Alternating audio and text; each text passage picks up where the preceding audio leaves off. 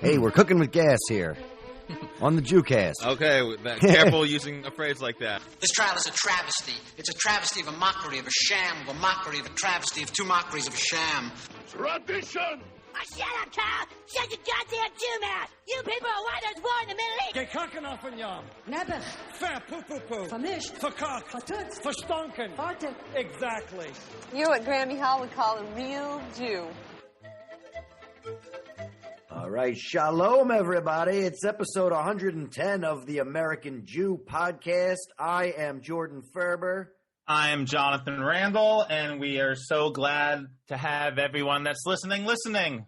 Yeah, well, as we get ready to celebrate Holocaust Remembrance Day, we want to remind you that, one of the best ways to do that is to remember that we have a Patreon with extended interviews with all of our guests, and nothing spreads Jewish cheer better than listening to all of the goodness that's over there. So make sure you check that out. Yeah, I don't know about that segue, but definitely do check out our Patreon. Yesterday was actually Holocaust Remembrance Day, Yom HaShoah. In Israel, it's the Holocaust Remembrance Day, where, they pay honor to, the 6 million Jews that died during the Holocaust. They'll have a ceremony, Yad Vashem, where they have survivors light 6 different torches, each to represent, one of the million Jews that were murdered during the Holocaust. At 10 in the morning, they have a horn go off, and people will just stop their cars in the middle of the street and get out of their cars. And, they air on television a lot of things about the Holocaust and different documentaries. Of course, the Holocaust led directly into them, having Israel, forming Israel. We give a lot of guff about what happened in the Nakba when, the Israelis kind of forced Palestinians out and they murdered them. But I think it is important to take in consideration these people were fighting for their lives. They just came from a fact where people were trying to murder them. There were 6 million of them have died. They weren't in the best state of mind. Some of the stuff they did was really horrible, and it's not condoned, and I think it's bad. But, it wasn't like Americans coming to here with the Indians. They were fighting for their lives.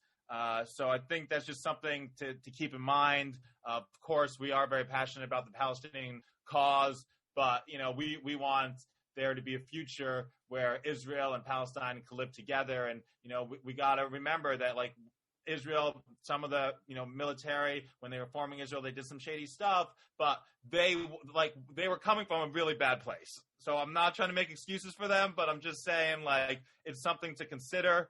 I went on the March of the Living, the one I did, that's another thing they do to commemorate in Poland. They march from Auschwitz to Birkenau. I was in Israel for Yom HaShoah a couple years ago, and I saw firsthand how, everything stops when the horn goes off. Of course, we hate that there are Holocaust deniers. It's crazy that they're out there. It's absolutely insane. Right. More and more survivors are dying. That's why it's so important that we have these days of remembrance, not just to commemorate, but to make sure that we don't forget, that people still remember, and that we still have opportunities to educate about what happened. I think that it's important. It's continual dealing with the grief of it. I feel like as a people, we're taught so young and so early on and so consistently about the persecution of the Jews and of our people, and as the Holocaust as a reminder, as a shadow over, it happened within the lifetime of a lot of people that are still with us. People, it didn't happen that long ago. So I'm grateful that there is so much positive stuff surrounding it as we commemorate it, despite the fact that there are Holocaust deniers out there and that anti-Semitism is still a big problem around the world. It is good that there are a lot of groups that go out of their way to look at the positive aspects of remembering, of commemorating. Right, it's definitely important. Spielberg has the HaShoah Foundation, where they recorded interviews with a lot of Holocaust survivors. Definitely recommend checking that out. But, a lot of anti-Semites, I noticed when Jews want to talk about the Holocaust, they want to be like, oh, you're victims. You want to be victims. And no, we're not trying to be victims. We're just trying to make sure that people don't forget that this happened, because we want to make sure it never happens again. And sadly, it is already happening again to the Jews. The other week, we were talking about how there's only 6 Jews left in Yemen. Yemen, and a lot of them were leaving. This week, I discovered there's one Jew in Afghanistan, apparently, Zabulan Simantov. He's the last Jew.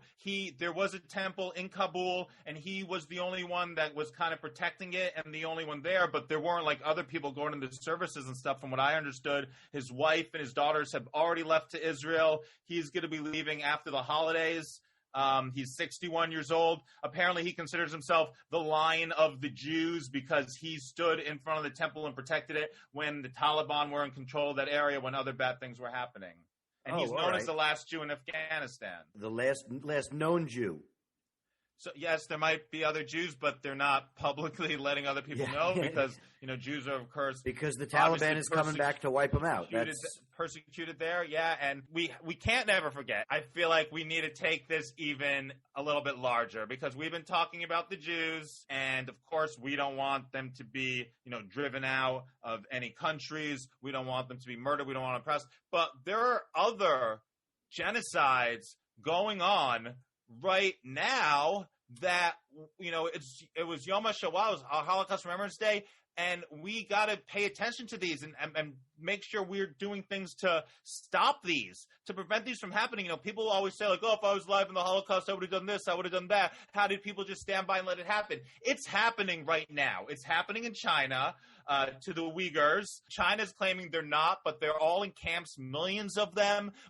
Women have been sterilized. Kids are being indoctrinated to love China. They're Muslim people. They're not being allowed to be Muslims anymore. They're basically in camps right now. And I think there are a lot of Jewish organizations that are trying to, raise awareness and stop this. Of course, there are a lot of human rights organizations all over the world, but there are a lot of governments like the U.S. government who isn't getting super involved because of the economic power that China has over the world.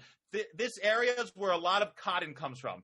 They are forced labor, these Uyghurs, to basically pick cotton. It's like slavery in America, but they're kept in like camps, and it's crazy. It's going on right now, and people know about it. Everybody knows about it. You could Google it. You could go on YouTube, see videos about it, and we're not like, why aren't we doing more about it? I was happy to read so many Jewish organizations are involved, especially apparently in Britain, and we need more because we can't just be like never forget when it pertains to the Jews. We need to be like never forget for all people. Yeah, agreed.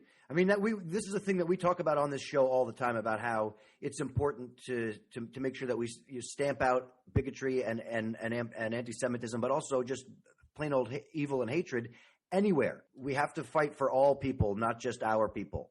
That's really what it comes down to, because we're all basically just people, and we got to live in this world together. We can't let this go, and we need to be speaking up to our government, to our community leaders, that we don't care what's coming from China or how much China has invested in companies. Like, we cannot stand by while they do this. Even the Trump administration, right before they ended, they called it a genocide. Yeah. Biden administration has agreed with it, that it is a genocide, and it's not right. It's crazy that this is happening. I mean, I don't know what more I could do personally. I don't know what people can do except for like raise awareness, write a letter, but know that this is happening, and it's really sad that it's happening. And that's just to the Uyghurs. Like, if we want to take this a little further, we could even put this on to the Palestinian people. I know this isn't a popular thing to do. We've talked about, Biden, he sent $15 million in aid. He plans on sending apparently $100 million. They already sent the first $15 million, but he hasn't really made any big attempts to worry about having peace between Israel and Palestine. He hasn't formed special committees. He hasn't formed special groups. It doesn't look like that's a priority to him. And it has to do also because of Israel and the power that Israel has and our relationship with them. And we can't be kind of using these other countries with whether it's relationships, whether it's business that we have, to let stand by when these bad things happen. The Palestinian people and a lot of Muslim people, they consider what is happening in Palestine, what has happened in Palestine, as a genocide as their version of the Holocaust. They constantly want to compare what, the Jews are worried about their Holocaust, but, they're contributing, they're making one with their occupation with the Palestinian people. I don't think it's that fair of a comparison. It's not 6 million Palestinians that they're totally wiping out, but it's definitely wrong. And, I've made videos of this before. Like, we should know better. I don't understand. Like, we got to stop with this crap. It's our land. It's your land. Who was there? We were here first. We were there first. Who cares? Who fucking cares? We want to have peace. Biden's pushing hard it's not pushing hard, but he keeps saying he wants a 2-state solution, Israel and then Palestine. But a lot of people that I have spoken to that are living in Palestine or Israel, they don't think that that's the answer. They think the only answer is going to be a 1-state solution where all the citizens, whether they be Palestinian or Israel, they all share the same rights. The problem is, of course, that the Palestinian people want the 1 state to be Palestine and the Israeli people want the 1 state to be Israel. And I don't know if they're going to be able to rectify this kind of disagreement. But I know a lot of Palestinians are pissed. They have every right to be, but that isn't serving you guys well for your cause. It's not serving the cause well. It's been like that for ages, for years, with Hamas and Gaza. And all it's doing is fueling the fire. Every time a Palestinian says from the river to the sea, some new IDF soldier gets an itchier trigger finger and is going to probably shoot somebody or treat poorly a Palestinian. And it goes the same way. Every time Israel is saying there is no Palestine, there never was a Palestine, some Palestinian is considering joining Hamas and doing something horrible to Israel. So I know it's hard, but we got to find a way to move forward and look for a better future instead of just letting the past completely ruin us and ruin what's happening there. Because, it might not be exactly the same as another Holocaust, but it's definitely a people that are being oppressed and treated poorly. Well, I agree. I also think that it is disappointing that the Biden administration is not taking a hard stance on a lot of it. They've agreed not to reverse some of the stuff that Trump did, and there's really just no strong comment from them about a lot of this stuff, though. That's the biggest problem, I think, that we're not getting as involved as we should. He didn't name a special envoy to focus on the Israeli-Palestinian conflict. There's been no real effort, no real plans made to change policy or to figure out what another peace accord might look like over there. I personally, yes, I would like to have seen Biden take a harder stance and have envoys, have committees. Apparently there's a lot of these, there used to be kind of like these areas that Palestinian people could go to in Israel that weren't the American embassy and get help and talk about things. Those aren't open right now. Those need to be reopened. I would love to see Biden do that. Biden's relationship with Netanyahu also is somewhat conflicted, I think. First of all, Netanyahu couldn't get a Knesset together. They had the 4th election. He's in court right now for his fraud and breach of trust and bribery charges in 3 different cases. One of them where apparently he, helped this telecom company with millions of dollars in exchange for them covering him in a positive light, right? Which is so corrupt. So, I hope they get rid of Netanyahu. Of course, Biden has a bit of a relationship with Netanyahu. But that's just it. You can't just sit back and be like, oh, I wish they get rid of him. But, even though I'm the president, I'm not going to do anything to help facilitate. It's sort of so wishy-washy. What would you suggest that Biden do? I don't know. That's the thing. I don't know if there really is an easy answer for that. But you're upset that he hasn't just come out and said Netanyahu's an asshole. The official line from the Biden administration is Israelis and Palestinians should enjoy equal measures of freedom, security, prosperity, and democracy. You're right. That's a nice tagline that they're saying, but what is he going to do about it? But again, like I was saying earlier, they're in a tough spot, because they rely on Israel for certain things. And they're worried about pissing off Israel. It's almost like a domino effect. Yeah. With one of these countries, what's going to happen? It's such a mess that you can't give a position, take a stance in the fight because there's too many people that you have to please. Well, I mean, I hope that doesn't happen. We got to help the Palestinian people. To me, I don't know what would be a greater mitzvah than to do that. A thought I had is maybe the Messiah isn't coming because of the treatment of the Palestinian people. I mean, I'm not saying that's for sure, but that's just an hypothesis. But, in Poland's capital, where one of the biggest ghettos were in Warsaw, they're saying it's haunted with the ghosts of Jews that died there. And meanwhile, we're kind of seeing this happen to other people around the world, and we're just like standing by. We can't just commemorate Yom HaShoah and stand by when it's happening to other people. And I mean, this thing about the Jewish zombies living underground. There's this whole that was one of the books written, like Night of the Living Jews.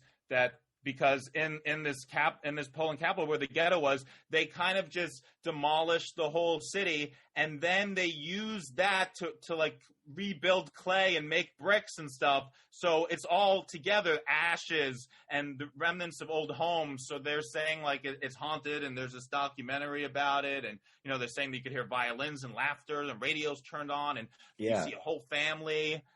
It's crazy.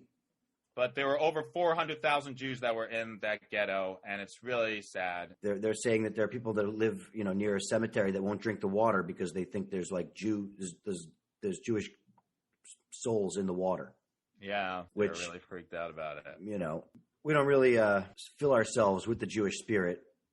It's not really a thing the Jews do. Fill yourself with the Jewish spirit. Yeah, it seems a little weird and a little creepy. But you know what? I would like to fill myself with music. I'll tell you, music does feed the soul. And I'm really excited that we're going to have our guest on today. I've been a huge fan. I discovered him at Arlene's Grocery. I used to go see The Lesson every week. He was the DJ, Rabbi DJ Darkside, and we got him on the show. He's an educator, a DJ, a musician, a freestyle rapper. He's great with improv, and I'm super pumped that he's coming on today. Yeah, very exciting. Let's get DJ Darkside in the building. Hello. What is happening? What's up, y'all? How you doing? Doing pretty good. What up, Rabbi? Thank you for coming on. My pleasure. Thanks for the invite. This sounds super in my wheelhouse of detached Judaism. Do you prefer going by Rabbi, or do you like going by like Samuel or Sam? It's funny you ask. I'm in the gradual process of retiring Rabbi Darkside as a nom de plume, and I'm just going to go by my government name, Sam Sellers, with future musical releases and as DJ. Cool. Yeah. Why did you start going by Rabbi? It's the name one of my high school friends gave me when we were 16 years old. We had a school newspaper, and there was like a spoof issue, almost like an Onion style edition of what was it called? It was like Outlook, or some expansions, explorations. I actually have the Dimensions. Dimensions. There you go. I have the magazine. And that sounds like a high school newsletter magazine. Yeah, precisely. Yeah. And it was a spoof issue. So he wrote an article about a fictitious rap group called the Stain Gang, and the article was about the members changing their names. So I, being the Jewish kid in a multi-ethnic, diverse group of kids growing up in the city of Buffalo, was blessed with the handle DJ Dreidel, and the article was about the transition of DJ Dreidel renaming himself Rabbi Darkside. So that's where the name came from. And then I got to college, a couple years. We were freestyling and dabbling in the hip hop cultural arts at that point. Then I got to college and got into college radio, and I needed a handle, and I pulled that from the Life Archive. So it's been about 25 years of being Rabbi Darkside. Oh, wow. I like the dreidel thing because, you spin records, so there kind of is, a little thing to that. Yeah, it was before I was really a DJ. It's kind of almost sounds like there's, a hint of anti-Semitism with giving you the name. Like, it seems like it was all in fun and jest, and it wasn't, but it was like, you're the Jewish guy, you're the rabbi. Yeah, it's like Dr. Dreidel instead of not just DJ Dreidel, Dr. Dreidel. Right. Well, I guess that's a fact of life growing up in a different era than now, when microaggressions weren't really on the radar of intimate friendships, and something Sort of one of those things that's easier to embrace and be in on the laugh than be the butt of the joke. That's for sure. That's for sure.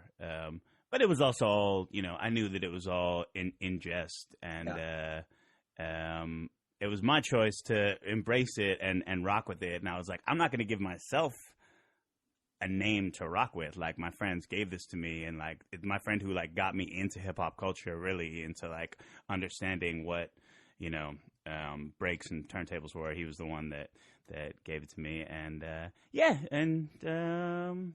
it's been. I know it's one thing I always loved about you. I mean, even the first time when I heard it, it was like Rabbi DJ Dark. It was like automatically I loved you right away.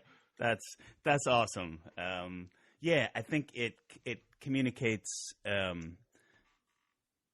it's not up to me to decide what it communicates, but what's been reflected back to me are mixed messages of reception, and within underground hip hop, there really is like a niche of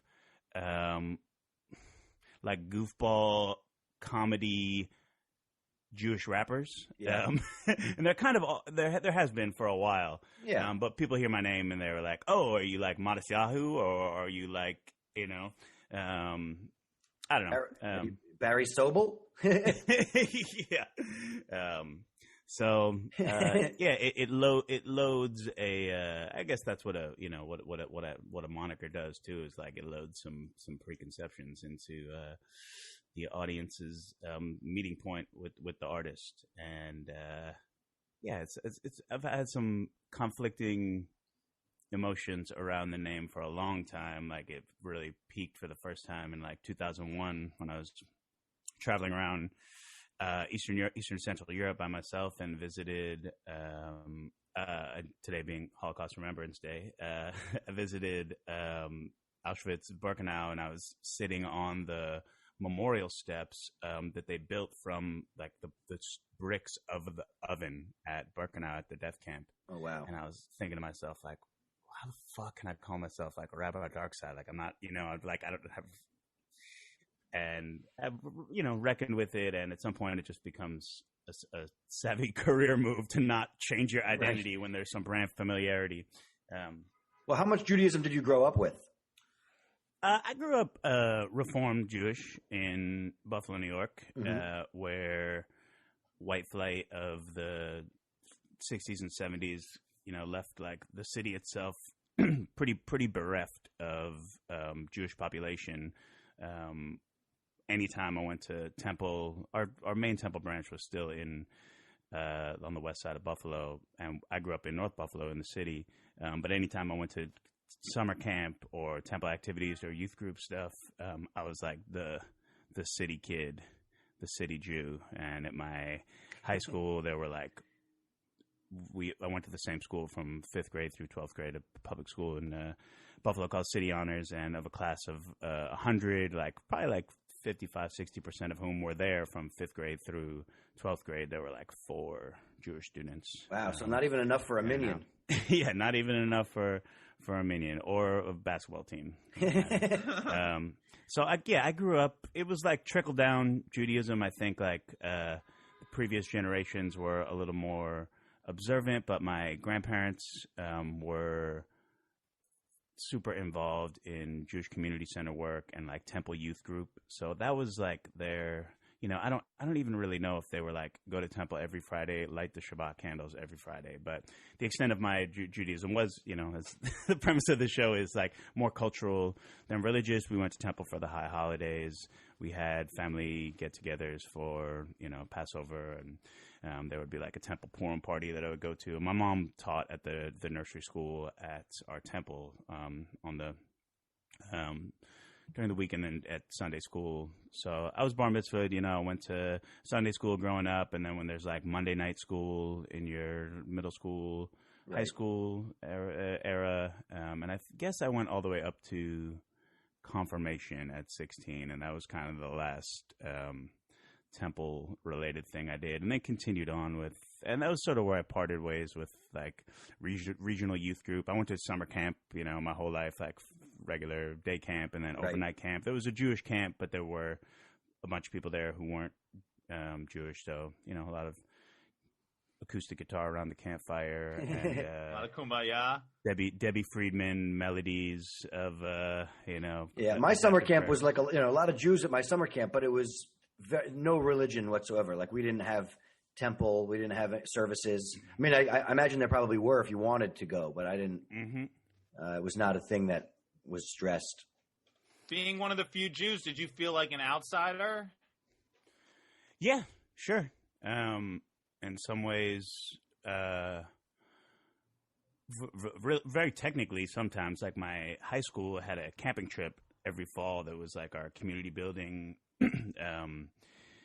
getaway. And my senior year, they had planned the camping trip during Yom Kippur. So this small collective of like Jewish parents was like to the school, like, what the fuck, yo?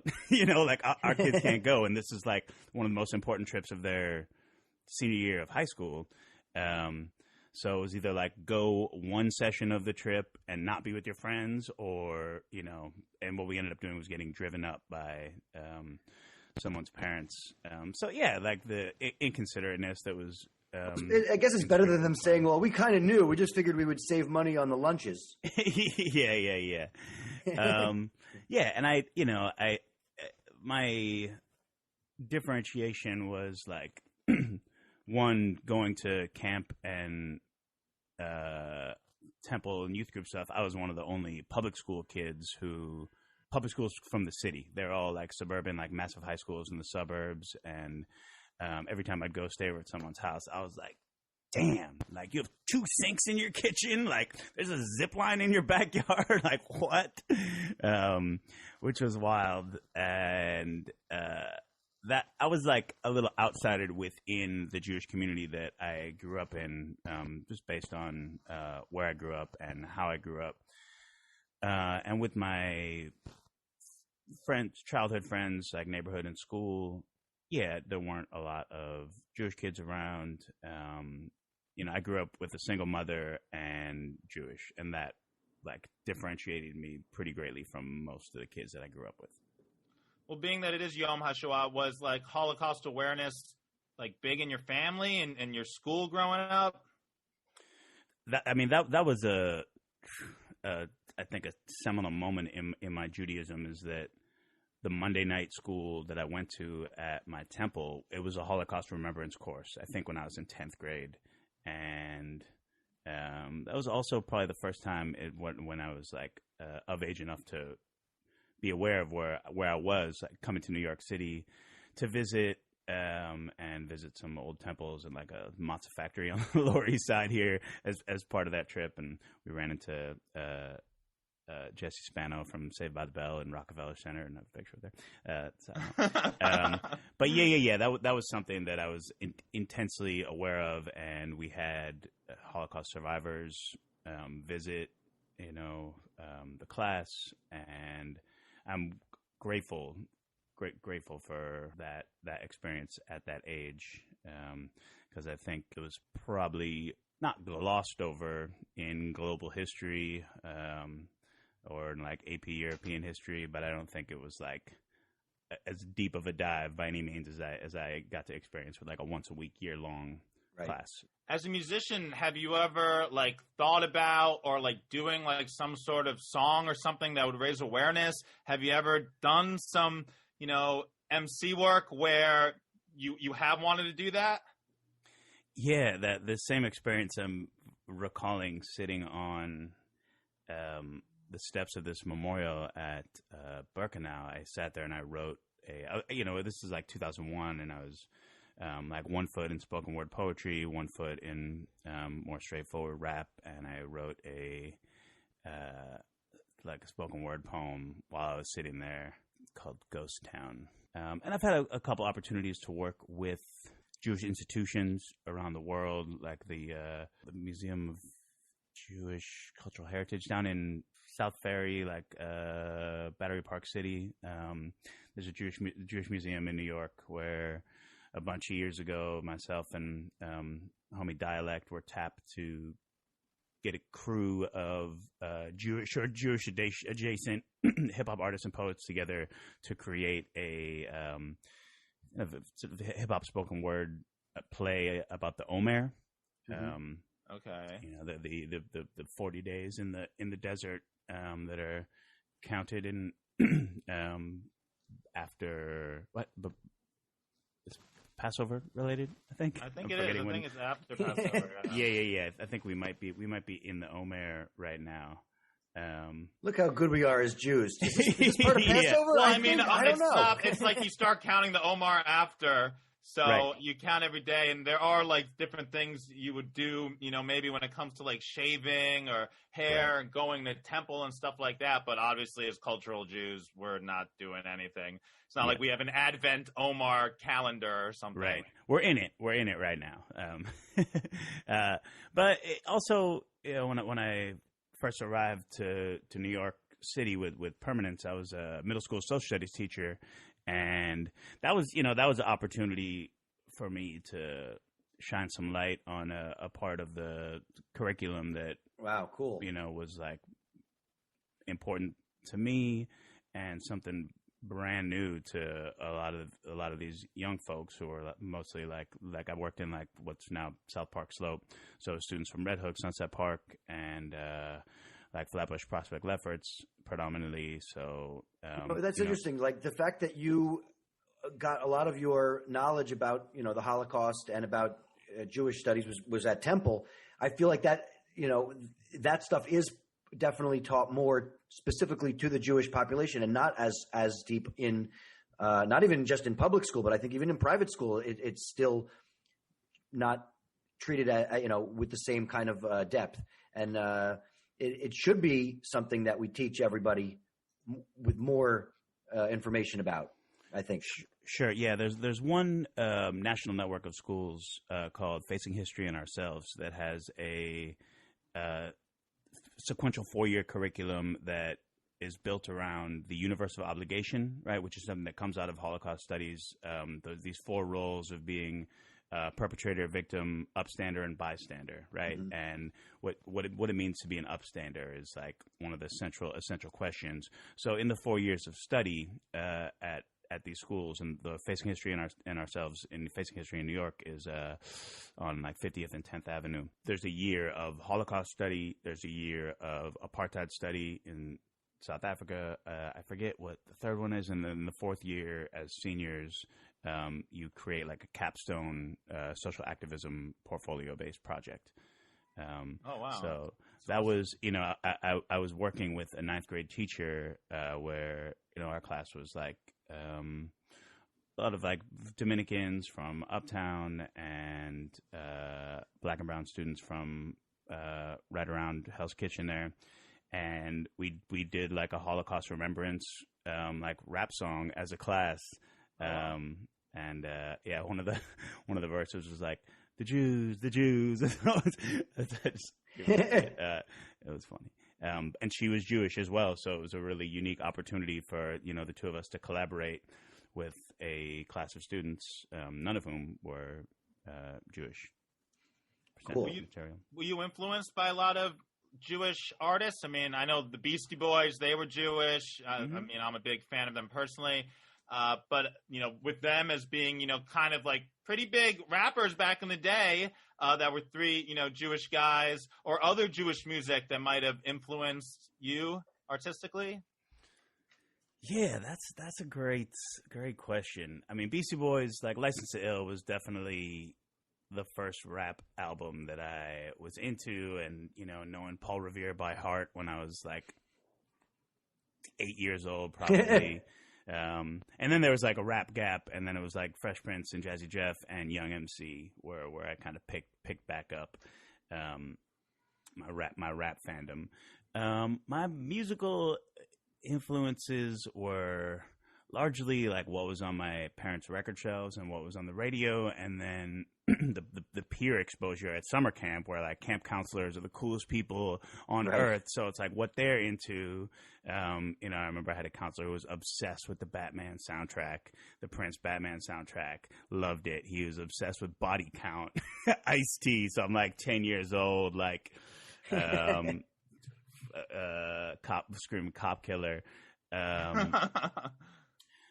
But it was a lot of also like jam bandy type, you know, Grateful Dead and Grateful Dead, Family Tree type vibes, classic rock and prog rock, and you know, Bob Dylan. And I think the first time I was, besides the Beastie Boys, knowing that they were Jewish, I think it was more like I knew they were white more than I even knew that they were Jewish. Right.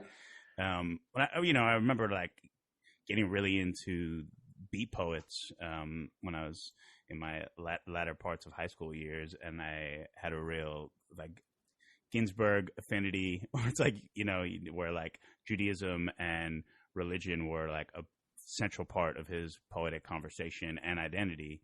Yeah. But he had clearly some distance from the religious institution. You've done a lot of educating work. You're also an educator where you use hip hop and DJing to educate. And, you know, from what I was reading about you, also in the humanitarian field, where you were in like Uganda. How can we use this to hip hop and your work, you think, as an educator? How could we put that towards the Israeli-Palestinian conflict, you think, and help what's going on there? Because I saw a kid Palestinian rapper who they had who was really great. And he was like, you know, they're saying the Palestinian Eminem, and he was just like this young kid. But, you know, it seems like when you were doing that, you were like bringing people together through music, through hip hop. Do you think like hip hop could, you know, help ease the tension and pain between Israel and Palestine? I mean, I think it is right now. I think that discourse is happening in a hip hop space, probably on a more open, empathetic level than many other places. Definitely not in the realm of politics. And I would say what you're describing as humanitarian, I would call it a more cultural diplomacy. Is you know, the phrase to describe it. And yeah, I was part of a State Department sponsored cultural diplomacy program called Next Level that sends teams of multi-elemental hip hop artists. So it'll be like a MC, a DJ, a producer, a beat maker, a beatboxer, a dancer, a graffiti writer, in teams of 4 to conflict areas around the world to run hip hop academies and partner with a organization on the ground there. So I was in Kampala, Uganda, but Next Level, I think it's in its 7th iteration right now, and it's been all over the planet. Yes, I think, you know, I still believe, even having like aged out of and learned out of my naivete, that hip hop has the most transformative potential power of really any culture and cultural art form around the world. You can't go into a school on planet Earth and not find a rapper, and probably not find a beatboxer these days. Yeah. And there are some binational rap groups that are Palestinian and Israeli. It's an interesting and touchy conversation, I think, to have, that I've tried to have. You know, I'm somebody who pretty staunchly sees the Israeli occupation of Palestine as attempted eradication and apartheid. And there are Jews I know who are of Israeli descent or just have a hard time separating anti-Zionist, anti-Israeli policy sentiments from anti-Semitism. Yeah. And they're not the same thing to me. So Yeah, that's something we talk about a lot, that those aren't the same things, and lumping them together as the same thing doesn't do good things for either side, really. Personally, I think it promotes more anti-Semitism and more hatred towards the Jewish people. And it's just like, just because you're Jewish doesn't mean you agree with the actions of Israel or you support their political leaders or anything, for sure. Yeah, and yeah, it's complicated. But protecting human life through, humanitarian efforts should not be so complicated, but that's the world we live in. Have you been to Israel? Yes, I've been to Israel once. I took a birthright trip Nice. in 2005 when I was like, wait, I can get a free trip to Israel just because I'm Jewish. And I was about to age out of the window, and I had left full-time teaching and had taken a job in the non-for-profit sector running some evening programming for a settlement house on the Lower East Side, and administrative work was not for me. And after like 6 months of doing it, I left the job, and the place I was working was amazing enough to hire me back on as a teaching artist, teaching poetry, spoken word poetry and rap. But I had some time off, and it coincided with being able to take a birthright trip, which made me very nervous. I was like, I had my like propaganda spider sense fully turned on. Because they're very birthright's very pro-Zionist.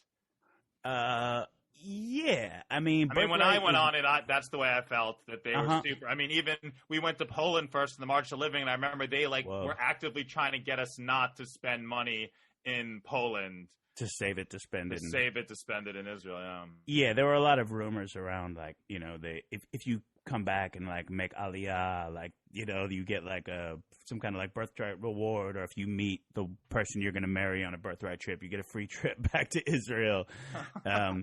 I was like, they're really trying to keep it in the tribe. Yeah. Well, yeah. I mean that's whether that's like a fact or not, that's certainly a. That's some reality dating show right there. Yeah. And if you two Jews, like the non-assimilation show or something. Yeah. This season on The Mensch. The Mensch, yeah. There's a Barbra Streisand movie about this already, wasn't there? So yeah, I went like with an awareness that it might be heavy-handed on the propaganda side. But I was with a really open-minded group of travelers, and we just did a lot of writing, and it was like I was like a student of history before the trip, so and we had a great guide. And did you feel a connection when you were there? Yeah. I mean, maybe preeminently to like the cradle of civilization, and like these like biblical stories, just like seeing like where things supposedly happened, and being somewhere like way more ancient than anything in North America, let alone and anything in Europe. Right. And I think I was with like a lot of just like kind of Jewish hippie kids. The most memorable part of the trip, I mean, it was a few fold, but you could extend your return flight for like up to a month for like $50. So that's what I did, and I ended up staying on the Sinai Peninsula in like a Bedouin encampment for like 10 days afterwards with a homie from the trip who I'm still in touch with now. Shouts to Dave Friedenberg, aka Famous Fat Dave, who does these amazing food tours in like a checkered cab. He'll drive you around the boroughs. In New York? Yeah. Oh, it's like the last checkered cab in the city, probably then. Yeah, he's an amazing guy, and does some great work. But we stayed on these like straw mats in this like hut. When we crossed from Eilat into the Sinai, it was right after there had been a missile attack on a hotel right on the border. So like as we're crossing into the Sinai Peninsula, it's like you're looking at this hotel with a gaping hole in it. So the violence of the conflict was like really, really real. And I just remember thinking, and I can look back on like journals and I kept in poems that I wrote that time where I was like, this is what, America is going to look like in like not that much time, like military grade weapons on every corner and soldiers. And, yeah. And I think at that time, one thing that I really, that enhanced my trip, I was reading the book Ishmael by Daniel Quinn. Okay, I love that book about the monkey, the gorilla. It's a telepathic book. gorilla and the birth of civilization and the takers and the leavers. And that was a great book to be reading at that moment because it really narrates the story of human evolution as far as like breaking away from just being like agricultural. Well, it was like they were hunter-gatherers, and then they started like using agriculture, right? And really, precisely right. Yeah. Farming for surplus. Yeah. Is there like one particular story from your like music career that was just like a really crazy story? I mean, yeah, crazy. That you're legally allowed to tell. I mean, crazy that I can like reflect on and see how like over my head I was at the moment. In like 2004, there were a series of rap battles around the city sponsored by Cool Cigarettes. Oh, hey, yeah, minty cool. fresh. Cool, the menthol cigarette that is not a Newport. And I won a couple of these preliminaries and had battled my way into the citywide finals that was at Hammerstein Ballroom on my birthday. So my mom was in town. So it's like 5,000 people. There's like this MC battle with me and 3 other people. There's a DJ battle where I met my homie DJ Esquire for the first time. And then it was headlined by The Roots, Common, and Kanye West, who had just come out with Jesus Walks. And, it's like 5,000 people at Hammerstein Ballroom. My mom is in the audience. I'm on stage, like, eyes wide open. I get fucking served by this other Jewish rapper named Iron Solomon, who we had like a good battle series for a few years. And he a Jewish rapper who like turned the Jewish punchlines around on me. There's a video online where he's like, I'll eat a cheeseburger in your synagogue and like kind of stuff. How are you going to be a rabbi with no yarmulke? Blah blah. That was a pretty wild experience. Being backstage there and helped to fuel my dreams. It's got to be awesome. weird, like being at a rap battle and losing to the only other Jewish rapper in the competition. There might have been 2 other Jewish rappers in the competition, possibly. And my mom, I just remember her being like, I didn't realize that everyone was going to be so mean to each other. I was like, Mom, it's a rap battle, Mom. Which, yeah, I mean, I think, there's like the never meet your heroes ethos is like not entirely true. Like I've met some people who are my heroes and had amazing experiences with them, and then met some people who I really looked up to who I just don't respect that much anymore after getting in close quarters with them. Put them on blast right now. No. Yeah. Okay. It's the Lush and Horror portion of the show. No. Yeah. I mean, I want to put you on the spot, Rabbi, because we usually ask our guests if there's anything they want to kvetch about. But I was wondering if you wanted to kvetch about something like freestyling. Sure. Yeah, be our first kvetch in verse. Kvetch in verse. Kvetchin. Uh-huh. Okay, like I was talking about acapella rap battles, so I guess I can do a acapella freestyle and have my things all plugged in here. Okay, American Jew freestyle. I'll set it off with some kvetchin. I got a complaint on Jonathan's behalf. There's no more the lesson. And that's tough, trying to reconcile divided nation. I could also complain about making appointments for vaccinations. But I got mine, not online. I had to call up the New York State vaccination hotline to get it, and I got through in like a minute. I guess a week from now, our first dose will be finished. Other than that, life couldn't be better. My wife is back from France, and look at this beautiful weather. One thing I complain about in this verse spray is that I'm apart from my mom, and today's her birthday, and that's tough.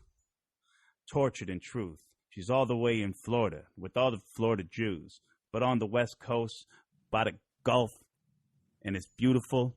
She misses me too, so I know that the feeling's mutual. What else? I'm stressed, seeking enjoyment. I can't complain about the fact that I got freelance unemployment. Continuing. Back to the lesson. I got optimum internet, so I usually have a bad connection.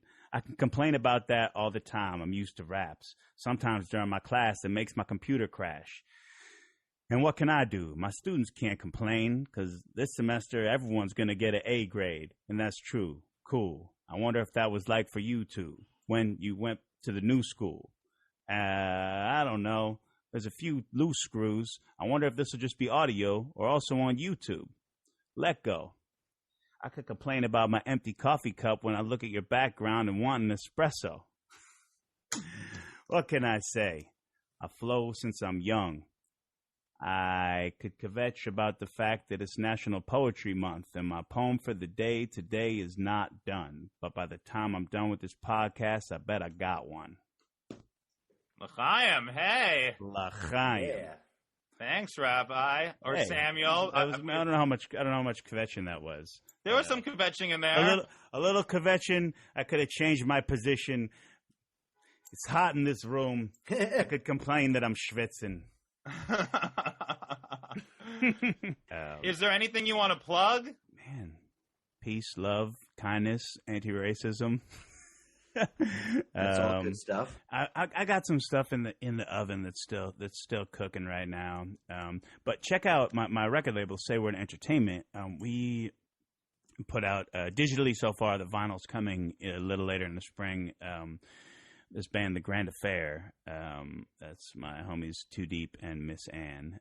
They make beautiful love together and make beautiful music together. So they put out an album called Cerulean Blue last month, and we're getting ready to start taking pre-orders for the vinyl. So Grand Affair, Cerulean Blue. Oh, and also on April 25th, Sunday, April 25th this month, I'll be performing on Symphonics Live, hosted by my dear friend Sean Randall. I'm also part of the Extended Lesson family. So symphonicslive.org. It's a free show to tune into. It's a great lineup, and I'll be rocking some rap songs live. I'd like to say a happy birthday to my mama, and who coincidentally it's also her mom's birthday. Rest in peace, my grandmother Sylvia.